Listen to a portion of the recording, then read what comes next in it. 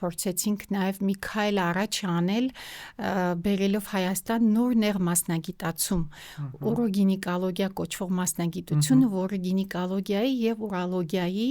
բուրգի գմբեթն է։ Այսօր Վիգմորը տիրապետում է ուրոգինեկոլոգիական անհրաժեշտության բոլոր սպեկտրին, եւ գործիքային առումով, եւ մասնագետների լրացվածության առումով, եւ Հայաստանում ապրող կանայք, մարզերում ապրող կանայք հնարավորություն ունեն հենց մեր հայրենիքում օգնությունը ստանալ, ճիշտ ախտորոշվել եւ հնարավորինս կարճ ժամանակում եւ քիչ ֆինանսական ծախսով, ինչը քիչ կարեւոր չի, բուժվեն։ Եթե դու չկարողանաս առաջիկա 5-10 րոպեների մեջ վաստակել պացիենտի վստահությունը, ինքը մինչև վերջ չի անկեղծանալու եւ չի պատմելու քեզ իր իրական գանգատները։ Բարդ վիրահատություններից հետո, երբ որ շենքից դուրս եմ գալիս տուն գնալու, այնքան սենց մի տեսակ համ խաղաղված եմ, համ նայում եմ մարդկանց դեմքերին, ասում տեսնես իրան գիտեն ինչքան բարդ գործ կա այս շենքի ներսում։ 6 տարի սովորել է համալսարանում, հետո 4 տարի օրինակ գինեկոլոգիայի արձինատուրա է անցել, հետո այդքան աշխատել է, վիրահատել է, չի ստացվել, լացել է, նեղվել է, գնացել է թաքուն, որ իրան ոչ մեկ չտեսնեն, բայց հետո էլի եկել է ու սկսել է շարունակել է, չի հիասթափվել։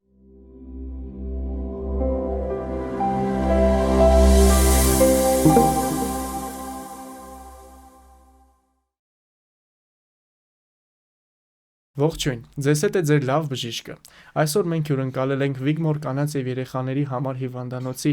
ուրոգինեկոլոգ բժշկուհի Անժելա Լեխլյանին։ Ողջույն բժշկուհի ջան։ Ողջույն։ Շատ շնորհակալ եմ, որ հյուրընկալվեցիք մեզ մոտ եւ տեսնելով ձեր նոր հաջողությունները, որ գրանցում եք, ու Հայաստանում են փոփոխությունները, որ բերում եք, մեզ համար մեծ պատիվ է ձեզ հյուրընկալել եւ խոսել այդ ամեն ինչի մասին, բայց մինչեւ հասնենք նրան, թե դուք ինչ լավ փոփոխություններ եք բերել մեզ մոտ, մի հատ խոսենք, թե ոնց որոշեցիք, որ բժիշկ դառնաք, ու այդ մասնագիտական ընտրությունը ոնց ստացվեց ձեզ մոտ, ու նաեւ ուսանողական տարիները ոնց անցան, դժվարությունները ոնց հաղթահարեցիք, ներգինեկոլոգիական մասնագիտությունը ոնց ընտրեցիք, չխոսենք ու գանք արդեն փոփոխություններին։ Իմ պատմությունը հետաքրքիր է նրանով, որ ես կարծես ընտրության հնարավորություն չեմ ունեցել։ Ծնողներս բժիշկ չեն, բայց երբ ես արդեն ինձ գիտակից կյանքում ինչ հիշում եմ, մայրիկս այնքան շատ էր ուզում, որ ես բժիշկ դառնամ, որ ես արդեն գիտեի, որ ես բժիշկ եմ դառնալու։ Ու դա այնքան վարակիչ էր, այնքան հիմնավոր էր նստած իմ մոտ, որ իմ դասարանում երևի թե բոլորին վարակել է, այդ տարական դասարաններում կամ արդեն 5-6-ում, որ հարցնում էին դասարանի մեծ մասը, ասում են մենք էլ ենք բժիշկ ուզում դառնալ։ Հետո ավելի միջին դասարաններում քիչ-քիչ ընկերներս զգում էի, որ հետ են մնում այդ մտքից, բայց ես շատ պինդ կպած ամուր կանգնած էի, հա, եւ հետո դպրոցս փոխեցի մասնագիտացված դպրոց, որից էլ մենք հենց բնագիտական հոսքի դասարանում էինք եւ մոտ 18 կամ 20 հոգով դասարանով ընդունվեցինք բժշկական համալսարան։ Այո, հենց մեր դպրոցը մասնագիտացված էր հենց բժշկական համալսարանի ընդունելության համար եւ այդ 18-ից, եթե չեմ սխալվում, 10-12-ը ընդունվել են շատ բարձր բալերով այդ թվում ես, այսինքն անվճար հիմունքներ բժշկական համալսարան։ Եվ մեզ շատ հեշտ էր սովորել, որտեղ ի տարբերություն կուրսեցիներիս,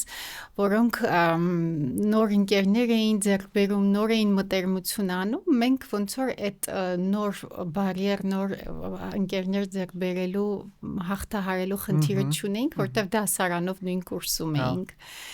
Ու հետաքրքիրը ինչ էր, որ երբ որ երրորդ կուրսից կլինիկական առարկաները սկսվեցին, ամեն ցիկլը վերջացնելուց հետո որոշում եմ, որ տվյալ մասնագիտությունն եմ ընտրելու։ Ոնց ես խոսամ հիմա։ Հետաքրքիր ինչն էր, գինեկոլոգիան ավարտելուց ասեցի, որ չէ, գինեկոլոգ չեմ դառնալու։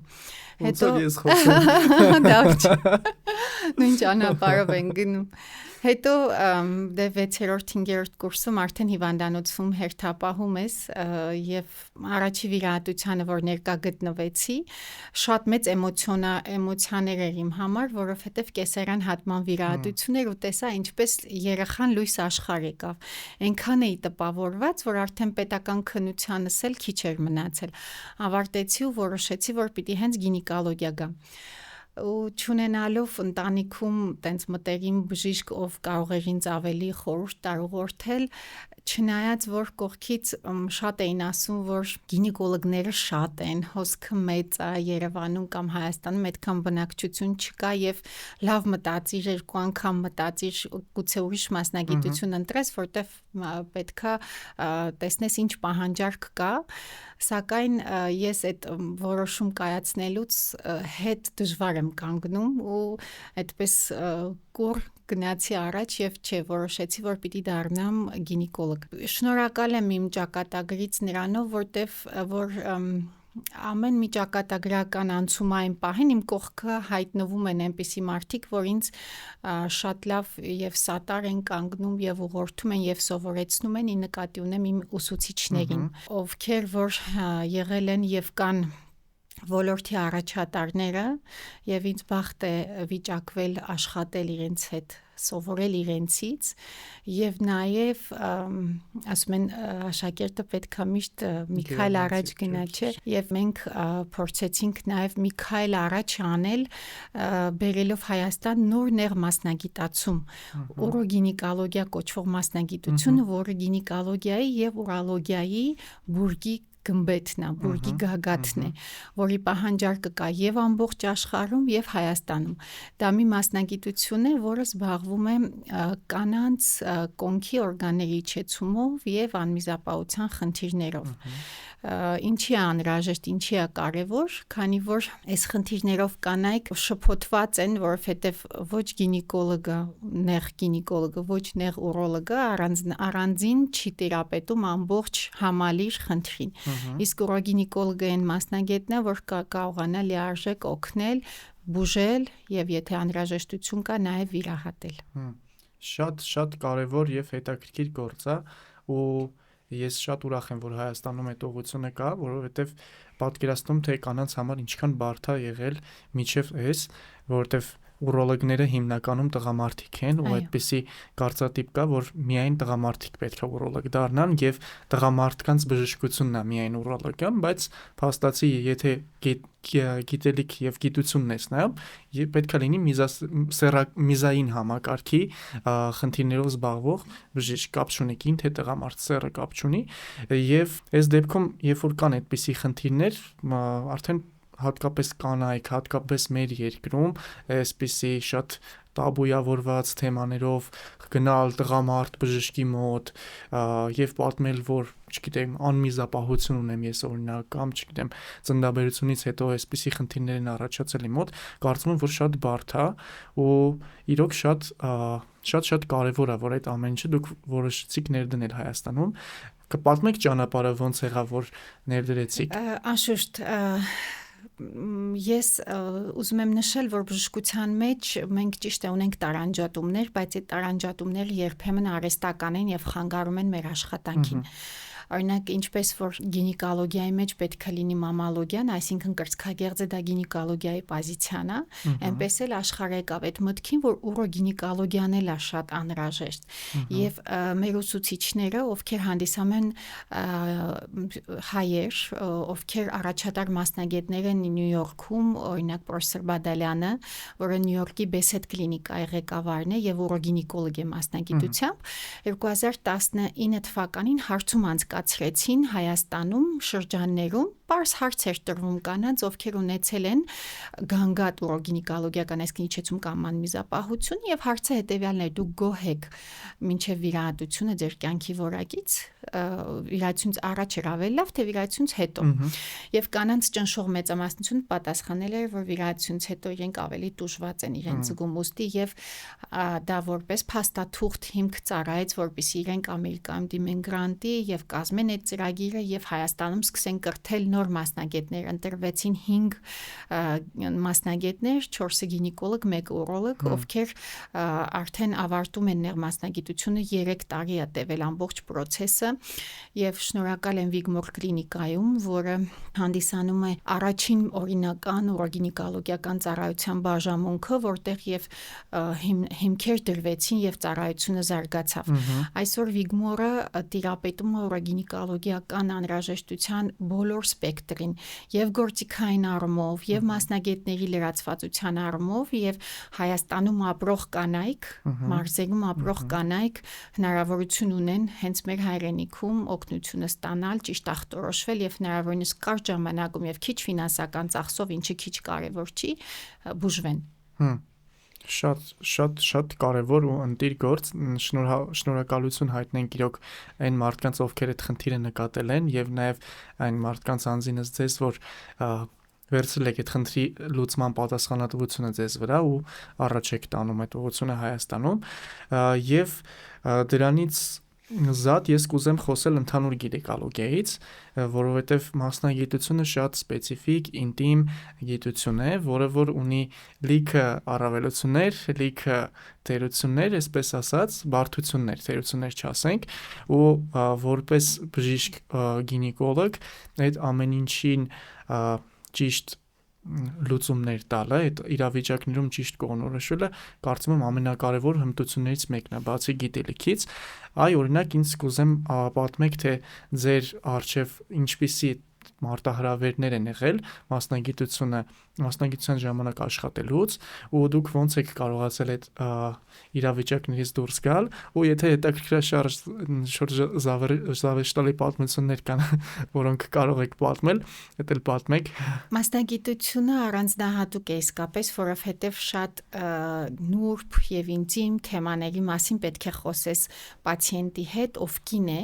եւ ով առաջին անգամ քո սենյակում է եւ եթե դու չկարողանաս առաջիկա 5-10 րոպեների մեջ վաստակել պացիենտի վստահությունը, ինքը մինչև վերջ չի անկեղծանալու եւ չի պատմելու քեզ իր իրական գանգատները։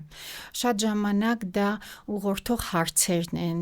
բժշկի կեցվածքն է, որոշ պետք է դու եւ մոտ գտնվես պացիենտին եւ որոշ հեռավորություն այնուամենայնիվ պահես։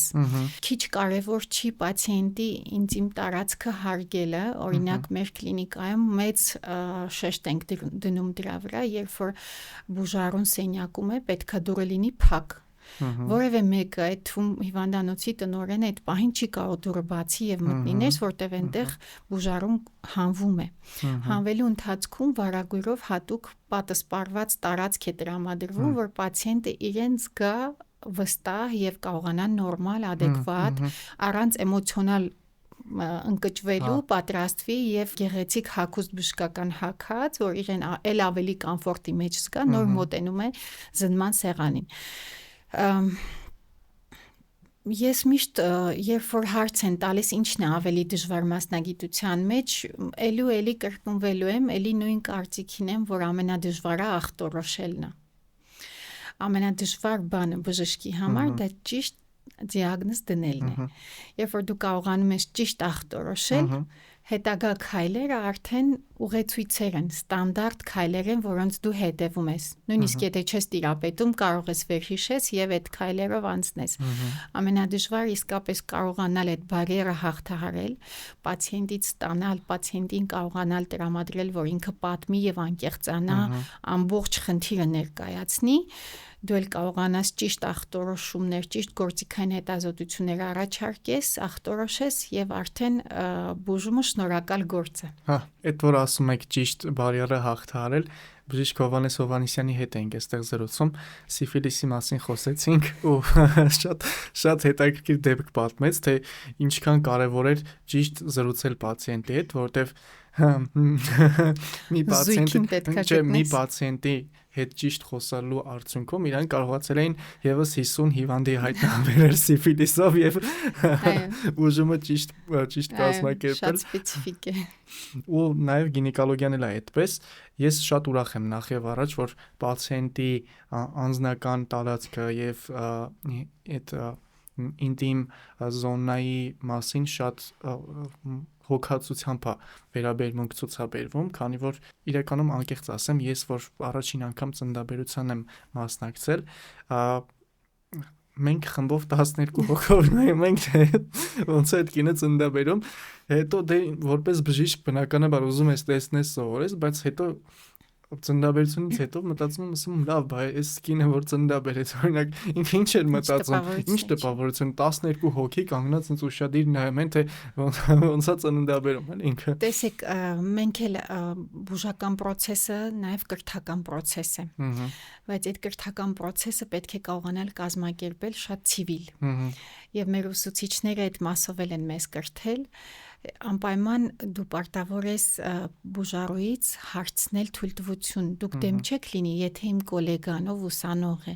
ով դերևս սովորում է ներկա գտնվի, դուք դեմ չեք լինի, եթե ինքն էլ ձեզ զնի, որովհետև վաղը ինքն է ձեզ բուժելու, որովհետև ես միակը չպետք է լինեմ ոլորտում եւ մենք պետք է շարունակական բժիշկներ պատրաստենք։ Եթե դու հարգալից հարգանքով կարողանում ես ներկայացնես կարևորությունը կրթության եւ անպայման ստանաս բուժարուի համաձայնությունը, դա արդեն ճիշտ է։ Բայց եթե դեպքեր իհարկե լինում են, որ առանց փոխադարձ համաձայնության եւ մեծ թվականակով ուսանողները ներկա լինում, դա միշտ կաշկանդելու է։ Դա չի թողնելու, որ դու լիարժեք խոսես եւ տիրապետես խնդրին, որտեվ պացիենտը ամաչելու է, մարդը իր էմոցիաներով։ Մանավանդ գինեկոլոգիայում։ Հատկապես որտեվ ես հիշում եմ, այդ աղջիկը տեսավ, սենց մեզ նայեց, ասեց, ոնց, այսքան մարդ ինձ նայելա, թե ես ոնց եմ ծննդաբերելու, հետո էլ լավ, դե ոչինչ։ Լավ նայեք։ Նայեք, հիմա էլ ոչ եմ ասելու չէ, հետ գնամ։ Ու շատ հետաքրքիր ստացվեց, բայց ես անկեղծ ասեմ, process-ից այնքան էի ազդվել, ու երբ որ ես առաջին անգամ տեսա ոնց է կինը ծննդաբերում այդ ցավերը քաշում, ես անկեղծ եմ ասում, քիչ էր մնում ու շատ հաֆ էի ու հաների համար դժվար շատ դժվար էր, շատ դժվար էր, իմ համար շատ տարօրինակ process էր, ոնց կարելի է այդքան տանջվել, ինչա թե երեխա ծնվի, հետո իհարկե հիմա ավելի հասուն եմ նայում այդ process-ին ու հասկանում ինչքան հետաքրքիր ու սիրուն process է, բայց այդ ժամանակ շատ տարօրինակ էր էլի իմ համար այդ ամեն ինչը։ Ձեր ասածին իլրացում, գիտեք ինչ հիշեցի, երբ որ կյանքդ անցնում է հիվանդանոցում, ես ավելի վիրահատող գինեկոլոգ եմ եւ աշխատանքիս մեծամասնությունը վիրահատարանում է անցնում, ու մանավանդ բարդ վիրահատություններից հետո երբ որ շենքից դուրս եմ գալիս տուն գնալու,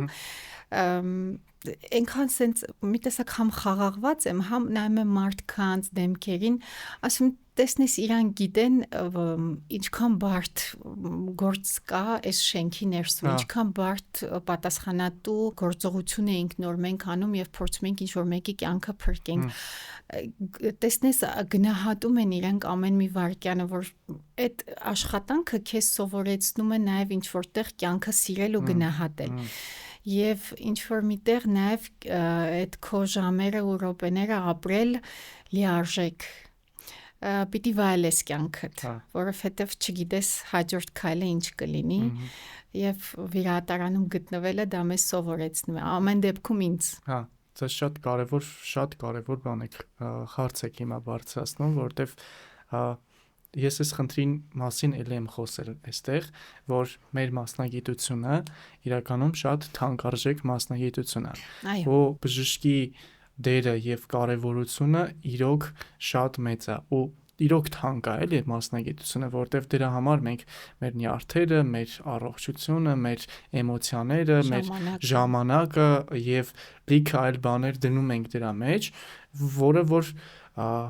որը որ պետքա ճիշտ գնահատվի էլի ամեն դեպքում։ Ու երբ որ օրինակ բողոքում են շատ մարդիկ, ասում են, օրինակ հիվանդանոցը թանկ է, բժիշկը թանկ է, ախի են կոնսուլտացիայի գումար վերցնում եւ այլն, ես էլ իրանց էլ եմ հասկանում, որտեվ ֆինանսական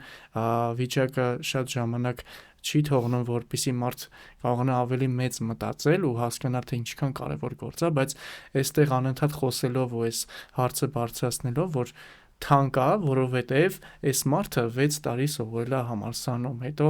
4 տարի օրինակ գինեկոլոգիայի արձինատուրա է անցել, հետո այդքան աշխատել է, վիրահատել է, չի ստացվել, լացել է, նեղվել է, գնացել է թաքուն, որ իրան ոչ մեկ չտեսնեն,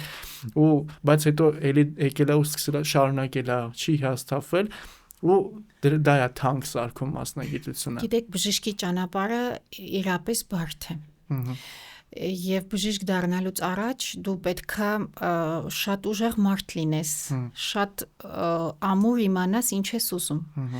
Այն առանցքը քո մեջ պետք է շատ կուռ լինի։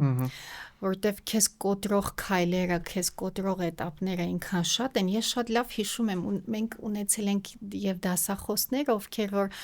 ամեն ցիկլի ընթացքում քեզ հիասթափեցնելու, թե գուցե չէ հիասթափեցնելու, բայց անզգույշ խոսքով ամեն անգամ հիշացրել են, թե իզուր ես բժշկի մասնագիտություն ընտրել, բայց դրա կողքին նաեւ ունեցել ենք այն շատ քիչ վարակիչ օրինակները, որոնք քո այդ լույսն են եղել այդ տունելի վերջում եւ դու գնացել ես ու կարողացել ես չհանձնվել, կարողացել ես պայքարել։ Գինեկոլոգ դառնալը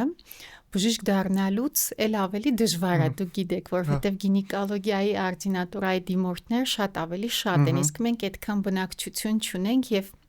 Սակավ բնակչության մեջ շատ մեծ թվով գինեկոլոգներ, ինչ որտեղ մտածում ես արդարացված չի։ Ես էլ երբ որ սովորում էի, զուգահեռ ինձ հետ երևի 30-40 արդինատորներ ունեինք, ովքեր որ սովորում էին, բայց արդինատուրայի էֆեկտիվությունը երկու ստեյք է։ Կախված է եւ այն միջավայրից եւ հիվանդանոցից, որտեղ դու ես հայտնվում, եւ անշուշտ կախված է քո եսից, քո հետաքրքրվածությունից։ Ես ունեի շատ արդինատոր ընկերներ, ովքեր որ գանգատվում են, չի ստացվում, չեն տալիս, չեն սովորեցնում։ Իմ օրինակով փորձում եմ ասել, որ այդպես չի։ Ինձ էլ է դժվար, բայց ես եղել եմ օրերով տուն չեմ գնացել, ես ամիսներ շարունակ հերթապահել եմ, եւ երբ որ քո ուսուցիչը, քո ավակ գոլեգան տեսնում է, որ դու անպայման ուզում ես այդ գործի մեջ լինես, գուցե ինչ որտեղ ինքը չհանդիսանալով ամբիոնի ուսուցիչ, բայց քեզ վերցնում է, այսպես ասած, իր թևի տակ եւ փորձում է սովորեցնել։ Եվ անպայման դա կստացվի քո մոտ, եթե դու լավ շատ պայքարես դրա համար, եթե դու չխնայես քեզ։ Անշուշտ սովորելու process-ը դժվար է, անշուշտ դա երկար է, անշուշտ դա ծախսատար է եւ նյարդեր են պետք դրա համար։ Բայց որոշ ժամանակ անց դա վայելք է դառնալու, որովհետև դու բավարարվածություն ես ստանում քո աշխատանքից։ Դու կարողանում ես բժշկել, դու կարողանում ես սովորեցնել քո ավելի երիտասարդ գոլեգաներին, դու կարողանում ես փոխել քո պետության մեջ առողջապահական որոշակի ոլորտ, բերես Հայաստան, փորձես այստեղ այդ ստեղծած նոր մասնագիտությունը աճեցնել եւ ամրապնդել։ Դա մեծ էմոցիաներ է։ Էմոցիա շատ մեծ նաեւ երբ որ բուժված վիրահատությունից հետո կամ թեկուս կոնսերվատիվ բուժումից հետո անչափ քեզ շնորհակալ է լինում։ Դրանից ավելի մեծ գնահատական եւ դրանից ավելի մեծ էմոցիա, որ քեզ դրթի ավելի լավին, ավելի շատին դու տիրապետես չկա։ Այդ է մեր շարժիչ ուժը, դա է մեզ տանում առաջ, թե չէ գործը դժվար է, գործից հոգնում ես, բայց ամեն անգամ այդ շնորհակալ աչքերը տեսնելով դու հասկանում ես, որ դու ճիշտ տեղում ես ու դու պարտավոր ես շարունակելու, դու չպիտի հանձնվես։ Շատ կարևոր բան եք ասում ու իրականում ինչքան շատ աշխատես, այնքան շատ կտրվի, էլի, ու համաձայն եմ ձեզ հետ լրիվ, եւ դուք այն օրինակներից եք, որ մենակ գինեկոլոգ չի էլի կամ ուրոգինեկոլոգ։ Ես գիտեմ, որ դուք նաև ձեր պացիենտներին սոնոգրաֆիա եք անում։ Ես գիտեմ նաև, որ դուք նաև սովորացնում եք եւ կին, որ վիրահատում է վիրահատարանում, այդքան ոտքի վրա կանգնել, այդ ամեն ինչը շատ բարձ եւ պատասխանատու ու ծանր է։ Այ օրինակ դուք ոնց որոշեցիք, որ նաև օրինակ ես նաև սոնոգրաֆիան էլ պիտի սովորեմ օրինակ կամ ասեմ ձեզ, դա էլ է դառը փորձից։ Ես մի ժամանակ, երբ որ սոնոգրաֆիային չէի տիրապետում, որտեվ ավելի հետաքրքրված եմ վիրահատարանում, ունեցա դեպքեր անընդհատ իրար հետևից, որ սոնոգրաֆիստը տալիս է քեզ ախտորոշում, դու որպես կլինիկական բժիշկ կլինիկական տվյալները համադրելով հաստատում ես ախտորոշումը եւ գնում ես վիրահատության։ Ու վիրահատության ժամանակ բարձվում է, որ այդ սոնոգրաֆիան հեչ էլ ճիշտ չէր։ Դա հասկանալի է, որտեղ սոնոգրաֆիան սահմանափակ հնարավորություններ ունի եւ պահանջել մաքսիմալը սոնոգրաֆիստից անհնար է։ Իսկ երբ որ դու ինքդ ես անում այդ սոնոգրաֆիան եւ որպես վիրաբուժի աչքով ես նայում այդ սոնոգրաֆիան եւ հետո վիրահատարանում ես տեսնում այդ ամեն ինչը, արդեն համադրել այդ puzzle-ի ամեն մի կտորն է ստացվում։ Եթե այդ puzzle-ի կեսը հավաքում է մի մասնագետ, հետո մյուս մասնագետը շարունակում է, դու պիտի գաս, դու պետքա հասկանաս այդ նկարը որն է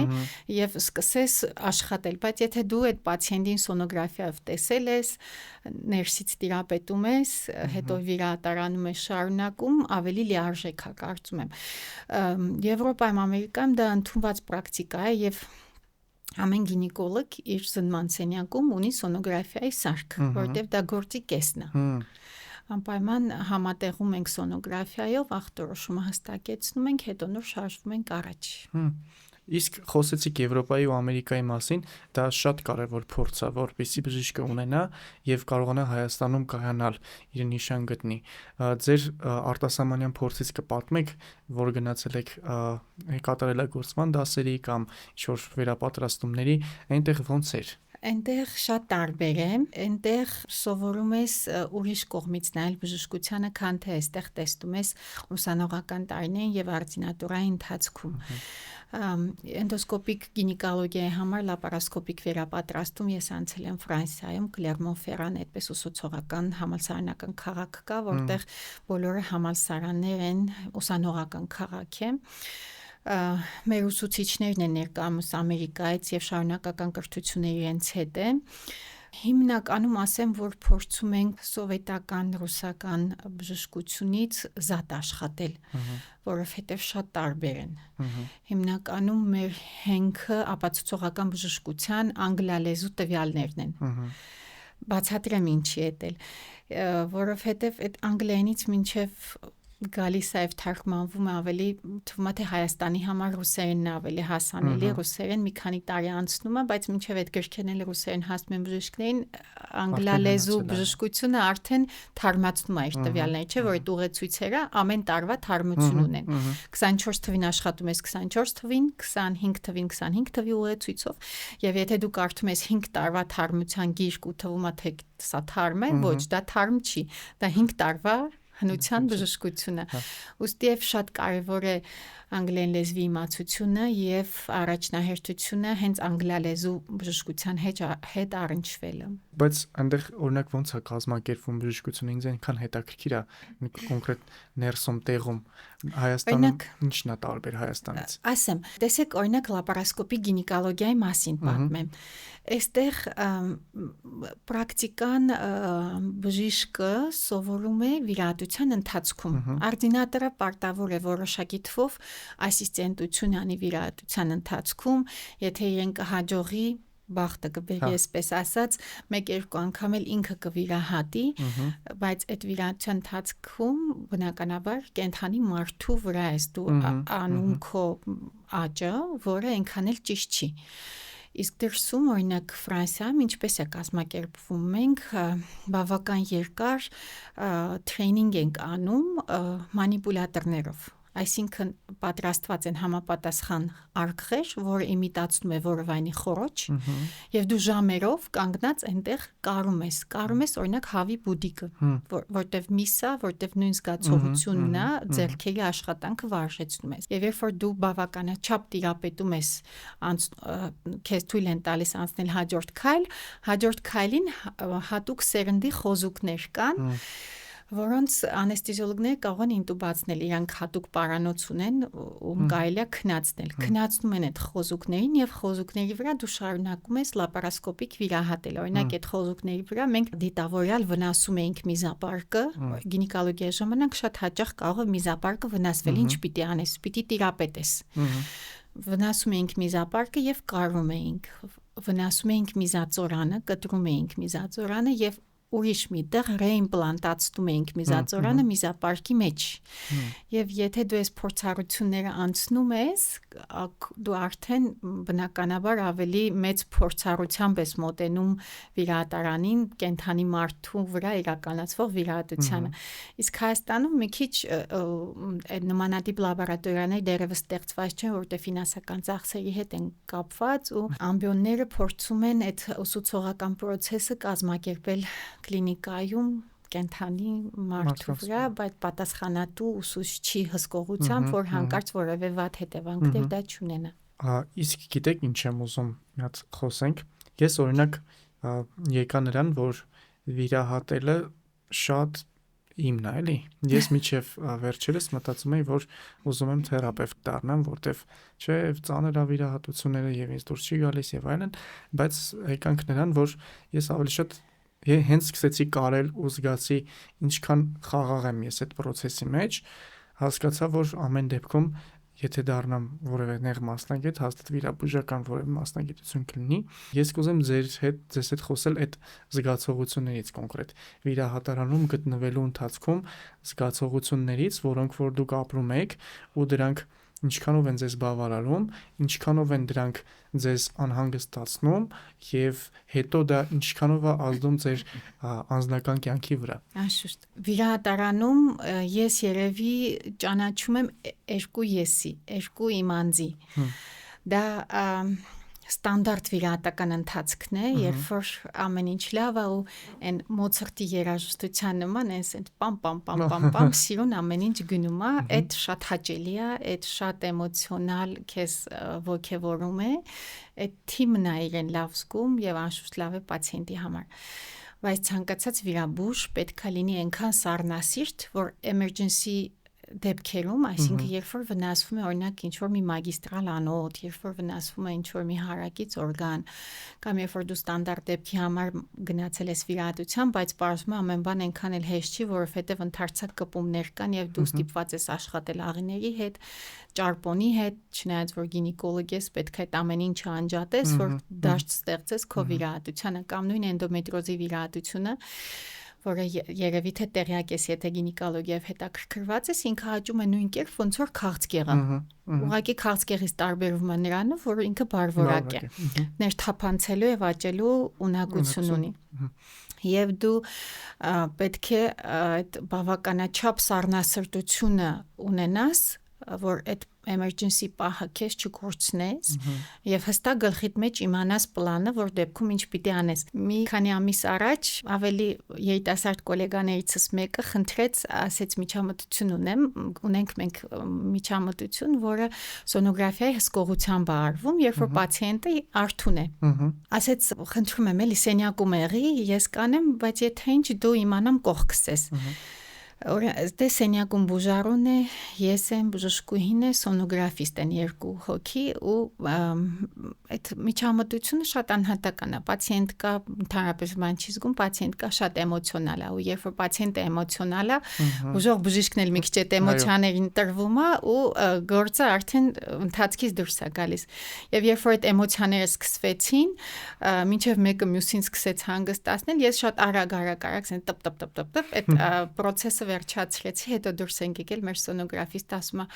բայց ես չի պատկերացնում, ասում է, որ դու կարող ես այդքան սառնասիրտ լինել, ասում հասկանում ես սառնասիրտությունը պետքա տեղ ունենա մեր գործի մեջ։ Եթե դու սառնասիրտ չլինես այդ պահին, գործը գլուխ չես բերի։ Դու չես կարողանա գաս քո այդ ավարտին, ինչի համար հավաքվել եք։ Այնպես որ վիրաբույժ լինելու համար ֆիզիկական ուժ է պետք, վիրաբույժ լինելու համար շատ մեծ տեսական գիտելիքներ է պետք։ Վիրաբույժ լինելուց առաջ դու պետք է տեսականորեն 100% պատրաստ լինես, դու հասկանաս ինչ ես անում ուղեղիդ մեջ, դու տեսնես աչքով եւ հետո նոր ձեռքերով կարողանաս աշխատել։ Եվ անշուշտ պետքա ստացվի դա քո մոտ։ Երբեմն նաև ունենում ենք փորձ, երբ որ շատ է մեծ ցանկությունը, բայց այդ մարդու մոտ չի ստացվում, այդ էլ տեղ ունի լինելու, այդ դեպքում ուղղակի ճիշտ ժամանակին պետքա կանգ առնել։ Քանի մարդիկ չեն մահացել արդյունքում։ Չեն մահանա, չեն թողնի քո ավագ գոլեգաները, բայց դժվար ճանապարհը ավելի կարճ կլինի ճիշտ կողմնորոշվելու առումով։ Պիտի փորձես։ Պիտի փորձես, Դավիթ ջան, պիտի գտնվես վիրահատարանում, որոշակի միջամտություններ ինքդ անես ու հասկանաս, եթե դա քոնն է, անշուշտ ճանապարհը հեշտ չի համեմատած թերապևտիկ մասնագիտություններին, ես այդպես եմ կարծում, բայց կստացվի, եթե ուզես։ Իսկ անձնական կյանքից մի քիչ խոսենք։ Մասնագիտությունը ոնց է անդրադառնում անձնական կյանքի վրա եւ ինչ դեր ունի ընտանիքը ձեր մասնագիտական հաջողությունների ու մասնագիտական կայացման ճանապարհին եւ ինչպես եք կարողանում լինելով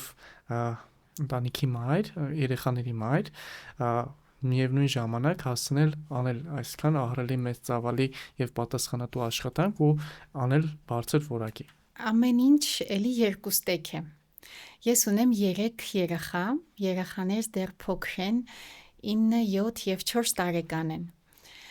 Եվ եթե չլիներ իմ ամուսինը, ինքը բժիշկ չի, բայց ամեն հարցում սատար է կանգնում ինձ, օրինակ եթե պետք է ուժամի վերադառնալ կամ եթե պետք է հետ գնալ հիվանդանոց կամ եթե վիրահատարանում եմ, ինքը կարող է շատ պետք է իրեն, բայց կզանգի կասի չշտապես, ինչ որ պետքա ճիշտ արա, շատ ասում եմ 10 անգամ մտածի նոր արա, հետո նոր դուրս արի, հետ արի։ Անշուշտ, եթե չլիներ իր նման վերաբերմունքը, ինձ շատ դժվար կլիներ եւ այդ հարմոնիային հասնել, որ բալանսը ճիշտ պահել եւ ընտանիք եւ մասնագիտություն դժվար կլիներ, եթե քո կողակիցը այդքան խելամիտ չի եւ այդքան քո համար սրտացավ չի։ Անդրադառնում է միանշանակ ընտանիքի եւ երեխաների հետ հարաբերությունների վրա, որովհետեւ փորձում ես իհարկե աշխատանքդ եւ քո մտահոգությունները տուն չտանել, բայց դե լինում են դեպքեր, երբ որ վիրահատարանից տուն ես գալիս, հոգնած լինելու օրերին նույնիսկ կարող է երեկոյան չխոսեմ, ուղղակի կերակրում եմ երեխաներին, պառկացնում եմ ու մի ժամ ուզում եմ ուղղակի լուր նստել, իմի բերել օրս, տենց մի քիչ ուժեր հավաքեմ, որ նոր օրվա համար կարողանամ նորից աշխատեմ։ Բայց էլ եմ ասում, շնորհակալ եմ ամուսնուս, շնորհակալ եմ, որ ինքը նման մարդ է, որ ես այսքան կարողանում եմ կայանալ իմ մասնագիտության մեջ, առանց իրա դա կլիներ անհնար։ Իսկ երեխեքը չեն բողոքում։ Երեխեքը այնքանով են բողոքում, որ հիմա իրենց որ ասում են բժիշկ կդառնաս, ասում են չէ։ Ինչքան էլ փորձում եմ աղջկասեմ տարբեր ձևով, տղայիս եմ մյուս կողմից այն փոքրին եմ 4 տարեկանա, որ Լուսի բժիշկ կդառնաս, անդադ sense ուզում եմ, որ բժշկությունը լավ բան է։ Իրանք մի անգամ ականատես եղան, ճամփորդում էինք ու փոքրիկս անզգուշությամբ ինչ որ մի բան կերավ եւ խեղդվեց ու ես այդ պահին օգնություն ցույց տվեցի, որ երևի գիտեք ոնց են օգնում, երբ որ շնչափողը փախած եւ այդ կերակուրը դուրս եկավ շնչափողից, ամուսինս ու երեխաներս սենց ուշադիր նայում են ինձ, ամուսինս ասում է ինչ լավ է որ դու այդ պահին տեղեր, ասում է դու որ չլինի ես չգիտեմ ինչ պետք է անեմ, ասում է Մարկ, ասում է դու տեսար մաման ինչ արեց, ասում ինքը Լուսին փրկեց։ Հետո այդ դեպքից հետո խոսում եմ տղայիս հետ, ասում եմ Մարկ, տեսնում ես ինչքան լավ է որ բժիշկ դառնաս, օրինակ քո ընկերոջը եթե պետք լինի դու կկարողանաս օգնես, չես ուզում բժիշկ դառնաս, կատեգորիկ հրաժարվում են երեքն էլ չեմ կարողանում։ Իսկ ինչ են ուզում դառնալ այդ դեպքում։ Տղաս ճարտարապետ է ուզում դառնալ, աղջիկս մեծը ավելի խոհարարական հետաքրքրություններ ունի, փոքրն էլ դեռ շատ փոքր է, չգիտի։ Հազիվ փրկվել է, մի քիչ ատած փրկեցինք։ Մի քիչ իմիգա։ Շատ հետաքրքիր է, ու ես հետաքրքիր է, որ շատ բժիշկների հետ եմ շփվել ու մեծամասնությունը ասում են մեր երեխաները, ովքեր որ տեսել են մեր ճանապարհը, իրենք նույնպես հրաժարվել են բժիշկ դառնալուց, որտեվ իրենց դուր չի եկել։ Շատերը կեսը ինչ որ մի մաս ասում է, չէ, ես ինչքան էլ փորձեցի, ասեմ, չէ, մի դարձի բժիշկ, բայց ամեն դեպքում որոշեցի։ Ես դեռ հույս ունեմ, Դավիթ։ Ես վստահ եմ, որ լավ բժիշկներ կդառնան ամեն դեպքում, երբ որ կա ինչ որ մի հարազատ ընտանիքի անդամը, որ օգնում է քեզ, որ դու այդ ճանապարհը անցնես, դա քիչ ավելի քիչ փշոտ կլինի ճանապարհը։ Երբ որ դու ես լրիվ հարթում այդ ճանապարհը քո համար, ծանր է, շատ ավելի ծանր եւ ավելի դժվար եւ ավելի պատասխանատվությունը ավելի մեծ, քան օրինակ եթե քեզ օգնող կա ճանապարհին։ Ամեն դեպքում մենակով ինչ որ մի բանի հասնելը բարդ է։ Միշտ դժվար է առաջինը լինելը, այո, եթե քո հետևից են գալիս, բնականաբար խոչընդոտները ավելի հաղթահարված է։ Հա, այդ ոնց որ ինչ-որ մի հատ ճանապարհ, օրինակ, ես միշտ համեմատում եմ նրա հետ, որ ծորենի դաշտը կամ ինչ-որ մի հատ դաշտ է, որ մենակ սենց խառը թփեր են աճում ու դու առաջին ես, որ նրանց միջով սենց բացելով անցնում ես, հա, ու տեսնում են բոլորը։ Եվ իրոք շատ հետաքրքիր է, որ կարողանում եք նախ դուք եք կարողացել այդ ամեն ինչ անել եւ փորձում եք նաեւ ձեր երեխաներին այդ տալ եւ գիտեք ինչից կուզեի խոսենք միասին նաեւ թե ֆինանսական դժվարությունները այդ ճանապարհին ոնց է կարողացել հաղթահարել, որտեվ ամեն դեպքում երբ որ դու քեզ նվիրում ես մասնագիտությանը, հատկապես բժշկության մեջ դու ֆինանսական պատասխան շատ ուշ ես ստանում համեմատած մյուս մասնագիտությունների։ Այդ բահերին դուք ոնց եք կարողացել հաղթահարել այդ բանը։ Ասեմ, պատմեմ, այս սկիզբը ճանապարհի անշուշտ շատ դժվար էր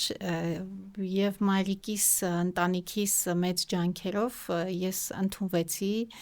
մենք Գյումրիում են ծնողներս ապրում եւ ես պետքա տեղափոխվեի ուրիշ քաղաք, ճիշտ ընդունվել էի անվճար, բայց դե ծախսեր են ենթադրում եւ ընտանիքս կարողացավ ինձ օգնել։ Հետո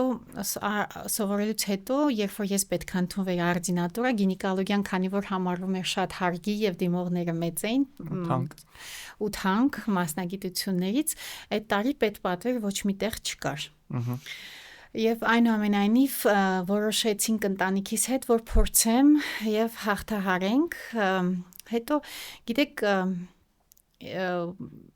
չգիտեմ ինչ որ sense աներևույթ ուժ թե ինչ ասեմ, միշտ այդ երբ որ ինստիտուտն եմ ավարտում կամ արդինատուրան կամ նեղ մասնագիտություն, միշտ կողքից հայտնվում է այնպիսի մարդ կամ այնպիսի շանս է կյանքը ինձ տալիս, որ ամեն ինչ կարծես թե ինքնահոս ստացվում է։ Ես երբ որ երկրորդ կուրսի արդինատոր էի, ես արդեն բազմաթիվ վիրահատությունների առաջի ասիստենտ էի լվացվում եւ բազմաթիվ հիվանդների պալատի բժիշկն էի։ Այսինքն որոշ վարձատրություն ես արդեն ստանում էի եւ չնայած որ իմ հետ զուգահեռ սովորողները չունեին այդ հնարավորությունը, ես չեմ ունեցել որևէ մի ծանոթ։ Ես ուղղակի ծանոթացել եմ ուսուցչի հետ, որ իմ ձեռքը բռնած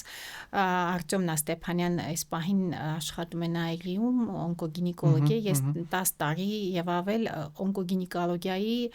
ոլորտում եմ աշխատել, իսկ օնկոգինեկոլոգիան համարվում է գինեկոլոգիայի ավելի top level վիրահատական ավելի դժվար ոլորտը։ Եվ ամեն մի նյուանսին ինքը իմ ձեռքը բռնած սովորեցրել է, անշուշտ ինձանից էլ է շատ բան կախված եղել, որովհետև ինքն էլ տեսել է իմ փոխադարձ ներդրումը ժամանակի, որ ես ուզեցել եմ սովորել եւ